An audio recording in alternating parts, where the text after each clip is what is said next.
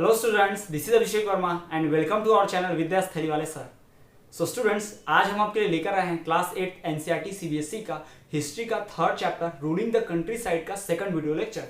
जी हाँ, इसके पहले ruling the country side history के इस थर्ड चैप्टर का हम फर्स्ट वीडियो लेक्चर ला चुके हैं, जिसमें हमने कंपनी कैसे दीवान बनती है, दीवानी सिस्टम कैसे चलाती है और हम लोगों से वसूल रहे रिवेन्यू, यानी हम इंडियन से जो रिवेन्यू वसूलती थी वो किससे उसका इस्तेमाल करती थी। हम कंपनी मतलब ईस्ट इंडिया कंपनी की बात कर रहे हैं, यानी ब्रिटिशर्स की बात कर रहे हैं। तो इसके पहले हम अपना फर्स्ट वीडियो लेक्चर में ये सब डिस्कस कर चुके हैं। आज हम पढ़ेंगे कि कैसे कंपनी के वजह से बंगाल में चेंजेस आए हैं, कंपनी जो अपना सिस्टम जो बदल रही है, कैसे रिवेन्यू का नया सिस्टम ला रही है, एग्रीकल्चर को कैसे इंप्रूव कर रही है, और साथ ही साथ न्यू सिस्टम जो ला रहे हैं कि टैक्स कलेक्शन का अभी तक कोई सिस्टम नहीं था, अब जो नया सिस्टम आ रहा है वो कैसा रहने वाला है। तो यही सब हम डिस्कस करने वाले हैं। तो आज का वीडियो बहुत ही ज्यादा अमेजिंग और इंटरेस्टिंग होगा। वीडियो को एंड तक बने रहिए, वीडियो को लाइक कीजिए और शेयर कीजिए अपने फ्रेंड के साथ, ताकि वो ज्यादा से ज्यादा लोग इस नॉलेज को गेन कर पाए। तो कोई डाउट है तो भी कमेंट कर दीजिए, हम डाउट दूर करने की कोशिश भी करेंगे। चलिए बिना किसी देरी के आज के इस अमेजिंग वीडियो को शुरू करते हैं।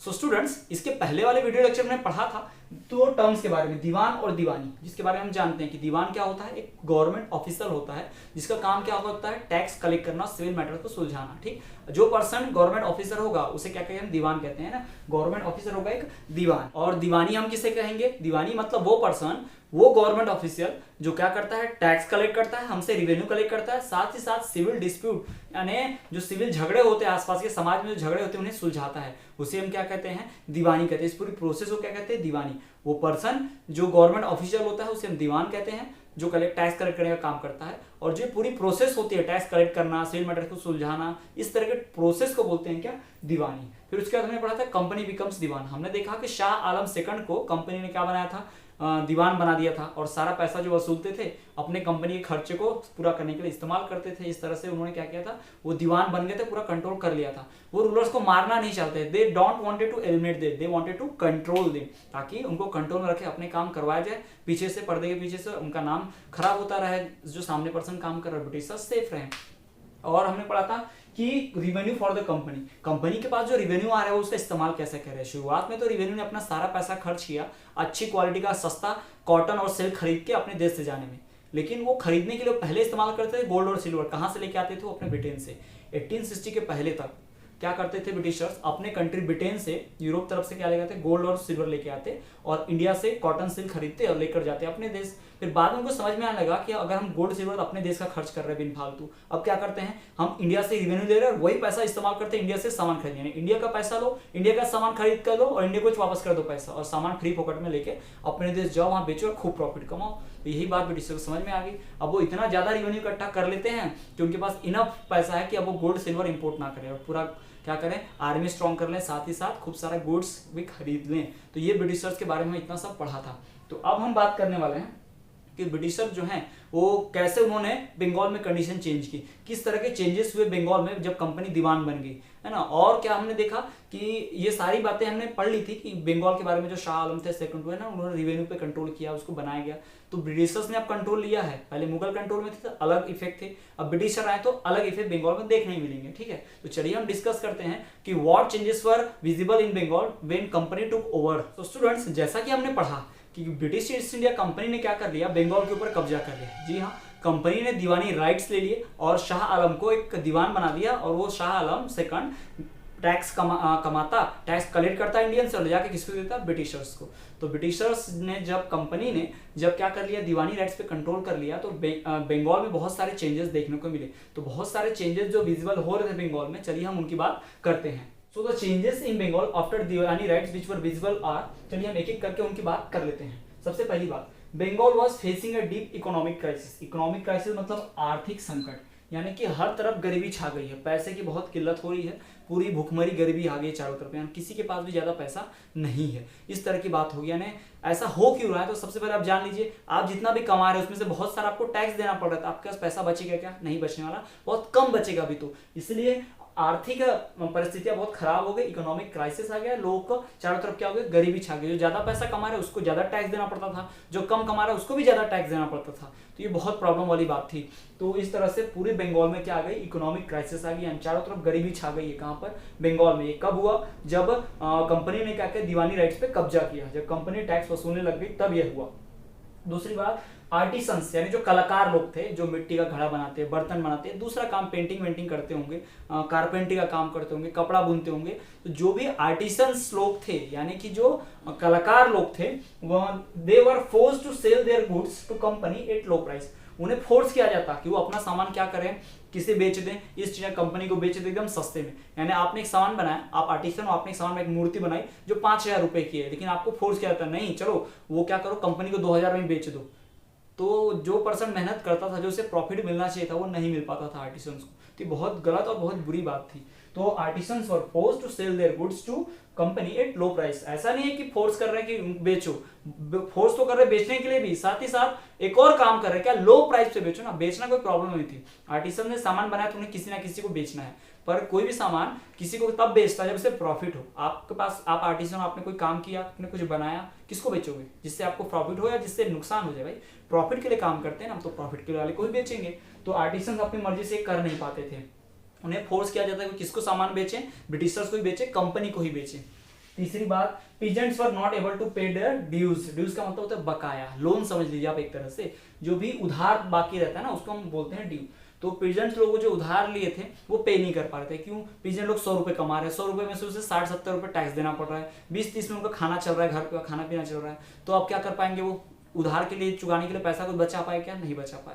तो यही कंडीशन थी, पीजेंट्स को भी टैक्स बहुत ज्यादा देना पड़ा था, जिसके वजह से उनके पास उधार चुकाने के लिए, उनका जो लोन चुकता करना था उसके लिए पैसा नहीं बच रहा था। तो ये प्रॉब्लम हो रही थी कहां पर, बंगाल में। किसके आने के बाद, ब्रिटिशर्स के कंपनी राइट्स मिलने के बाद। उनको जब दीवानी राइट्स मिल गए, कंपनी को दीवानी राइट्स मिल गए, तो ये प्रॉब्लम झेलनी पड़ रही किसे, हमारे बंगाल के लोगों को, पीजेंट्स को, आर्टिसंस को, है ना। प्रोडक्शन इन फार्म, खेतों में production, and production by artisans, और आर्टिसन जो सामान बनाते थे इन सब में गॉट रिड्यूस्ड, यानी production in farm and production by artisan got reduced. Obvious सी बात है, अगर लेबर्स को पेमेंट ज्यादा नहीं मिलेगा तो क्या होगा, वो कम काम करेंगे। अगर उनके पेमेंट में से ज्यादा कटेगा तो काम भी कम करेंगे ना, क्योंकि उनको पता चलेगा कि हम कितना भी प्रोडक्शन कर लें, हम कितना भी खेत में मेहनत कर लें, सारी मेहनत का ज्यादा पैसा रिवेन्यू कौन काट ले जाएगा, ब्रिटिशर्स। कलाकार क्या कहेंगे, आर्टिसंस, हम कितनी भी अच्छी मूर्ति बना लें, कितनी सारी मूर्ति बना लें, 10 भी बनाएंगे तो 10 में से 5 का पैसा तो ब्रिटिशर लेके चले जाएंगे, कोई मतलब नहीं है। तो ब्रिटिशर्स के डर की वजह से, उनके इस गलत कारण, टैक्स वसूलने के, ज्यादा टैक्स वसूलने के कारण हमारे जो आर्टिसंस है और फार्म में प्रोडक्शन है उसका प्रोडक्शन पूरी तरह से कम हो गया, खेतों में प्रोडक्शन बहुत कम हो गया, और आर्टिसन ने भी सामान बनाना बिल्कुल बंद कर दिया था, तो प्रोडक्शन बहुत ही कम हो गया दोनों जगह पर। ठीक।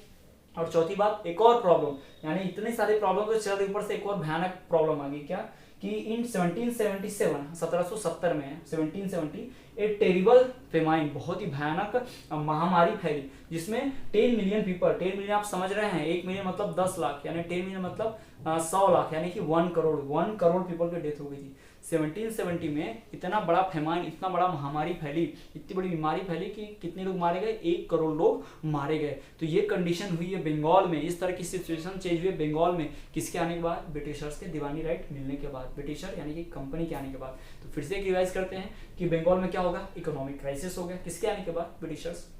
दूसरी बात कि जो भी आर्टिसंस है उनको फोर्स किया जाता था कि वो अपने जो भी प्रोडक्ट है ब्रिटिशर्स को सेल कर दे चीप, लो प्राइस पे। तीसरी बात कि जो भी पीजेंट्स थे वो अपना ड्यूज, अपना बकाया, अपना उधार चुकता करने में अनेबल थे, peasants were unable to pay their dues, they are not able to pay their dues. चौथी बात, प्रोडक्शन कम हो गया, फार्म में भी, साथ ही साथ आर्टिसंस ने भी कम कर दिया, production in farm and production by artisans got reduced, बहुत कम हो गया। और साथ ही साथ इसके ऊपर से इतनी प्रॉब्लम, एक और प्रॉब्लम आ गई, कौन सी, 1770 में एक बहुत ही टेरिबल फेमाइन है, बहुत ही बड़ी महामारी है, जिसमें 10 मिलियन पीपल यानी कि 1 करोड़ लोग मारे गए। तो ये चेंजेस हमें विजिबल हुई, देखने मिली, कहां पर, बंगाल में, किसके आने के बाद, जब कंपनी को दीवानी राइट्स मिल गए तब। तो अब हम बात करते हैं हमारे नेक्स्ट टॉपिक। तो स्टूडेंट्स, हमारा अगला टॉपिक है कि एग्रीकल्चर को इंप्रूव करने की जरूरत क्यों पड़ी।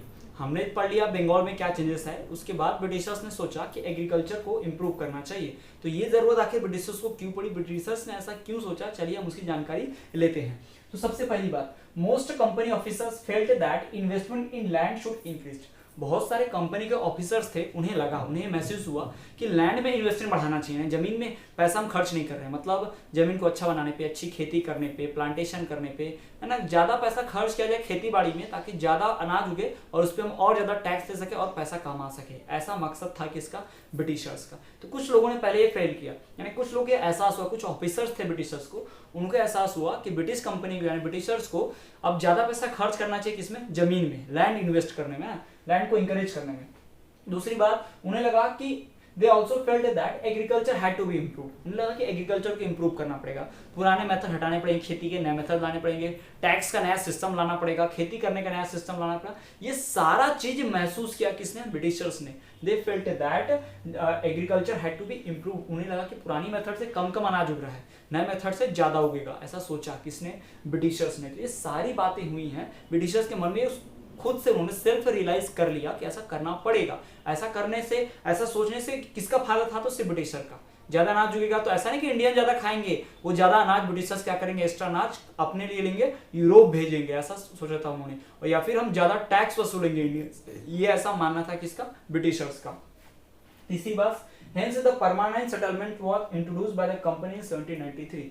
तो लैंड अच्छा होना चाहिए, एग्रीकल्चर इंप्रूव होना चाहिए और लैंड में इन्वेस्टमेंट ज्यादा करना चाहिए। इस काम को करने के लिए, इस उनके थॉट को सही वर्कआउट करने के लिए, यानी अपने प्लान को एग्जीक्यूट करने के लिए उन्होंने क्या किया? एक नया सिस्टम चालू किया जिसका नाम था परमानेंट सेटलमेंट। याद रखिए, उन्होंने क्या किया? लैंड को इंप्रूव करने के लिए एक सिस्टम लाया जिसका नाम था परमानेंट सेटलमेंट। और ये कब लाया गया? 1793 में। तो ईस्ट इंडिया कंपनी ने एक सिस्टम इंट्रोड्यूस किया जिसे कहा गया परमानेंट सेटलमेंट। कौन सी ईयर में? 1793 में। और जब ये सिस्टम इंट्रोड्यूस किया गया, जब ऑफिसर ने दिमाग दिया कि लैंड में इन्वेस्ट करो, एग्रीकल्चर को इंप्रूव करो, इससे क्या होगा? ज्यादा प्रोडक्शन होगा, हमें ज्यादा अनाज मिलेगा और किसानों के पास ज्यादा अनाज रहेगा तब उनसे और ज्यादा टैक्स ले पाएंगे। इस तरह की बातें जब दिमाग में आने लगी तो क्या हुआ? ब्रिटिशर्स ने क्या किया? सोचा कि कुछ तो कुछ करना पड़ेगा, कुछ ना कुछ मतलब स्पेशल करना पड़ेगा, नया सिस्टम बदलना पड़ेगा। सिर्फ सोचने तो थोड़ी इंप्रूवमेंट हो जाएगा।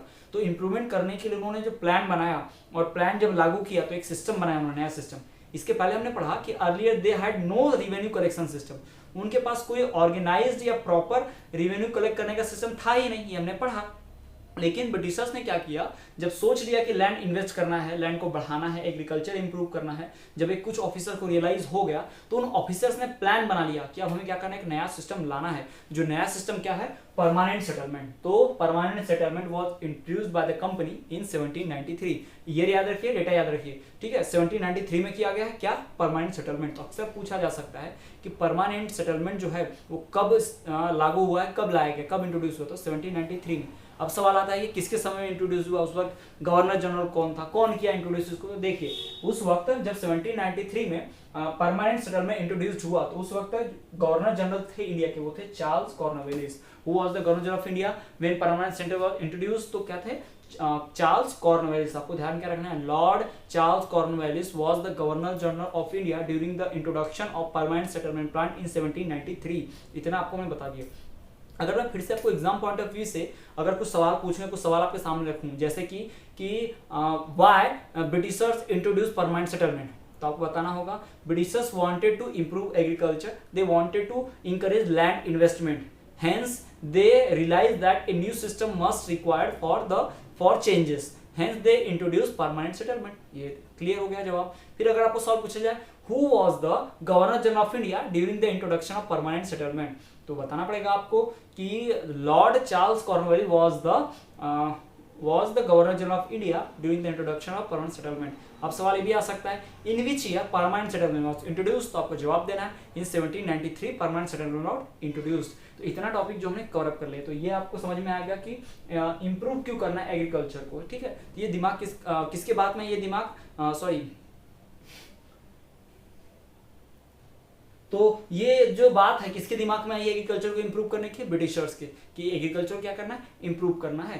तो ये हमने दो टॉपिक्स पढ़ लिए हैं कि बंगाल में किस तरह के चेंजेस आए हैं, और दूसरा हमने टॉपिक पढ़ा कि लैंड को इंप्रूव क्यों करना है। सो स्टूडेंट्स, आज के वीडियो लेक्चर में बात की बंगाल में क्या चेंजेस आए थे, जिससे हमने पढ़ा कि बंगाल में जो है कंपनी ने रिवेन्यू सिस्टम चलाया था, बंगाल पर पूरा कंट्रोल था, वो पीजेंट से ज़्यादा टैक्स देते थे, पीजेंट अपना ड्यू नहीं भर पा रहे हैं, है ना, ज़्यादा प्रोडक्शन नहीं हो पा रहा है, आर्टिसन को फोर्स किया जाता कि वो अपना प्रोडक्ट किसको बेचे, ब्रिटिशर्स को बेचे, वो भी लो प्राइस पे। इतनी हमने बात की। और हमने ये भी देखा था कि बहुत बड़ा फेमाइन आया था 1770 में, जिसमें 10 मिलियन पीपल क्या हुए थे, मारे गए थे। तो ये हमने बात की चेंजेस इन बंगाल। उसके बाद हमने क्या पढ़ा, उसके बाद हमने पढ़ा कि जो भी ब्रिटिश ईस्ट इंडिया कंपनी है वो चाहती है कि लैंड क्या हो जाए, इंप्रूव हो जाए। They wanted to they realise the need to improve agriculture. उन्होंने क्या किया, सोचा, बहुत से ऑफिसर्स को लगा कि लैंड के इन्वेस्टेड में और इंक्रीज या इंकरेज करना चाहिए।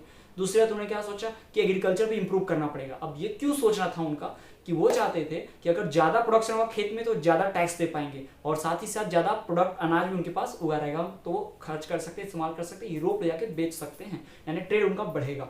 और हमने देखा कि इसी सिस्टम को लाने के लिए उन्होंने क्या चलाया, परमानेंट सेटलमेंट लाया। अब परमानेंट सेटलमेंट कब आया है, 1793 में। याद रखिएगा 1793 में परमानेंट सेटलमेंट इंट्रोड्यूस्ड हुआ है। उसके बाद क्या इंट्रोड्यूस हुआ, सॉरी ये किसके समय पे इंट्रोड्यूस हुआ, तो ये लॉर्ड चार्ल्स कॉर्नवेलिस जो क्या थे, गवर्नर जनरल थे इंडिया के उस वक्त। तो स्टूडेंट्स आज के इस वीडियो लेक्चर में इतना ही।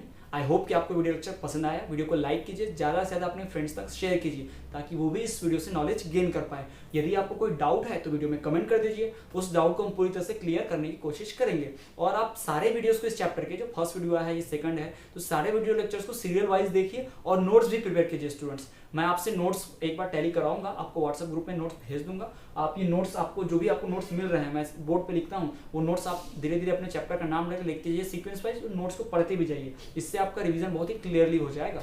तो चलिए आज के वीडियो में इतना ही। वीडियो को इसी तरह से देखते रहिए और हमारे चैनल पर बने रहिए। विद्यास्थली वाले सर देखते रहिए।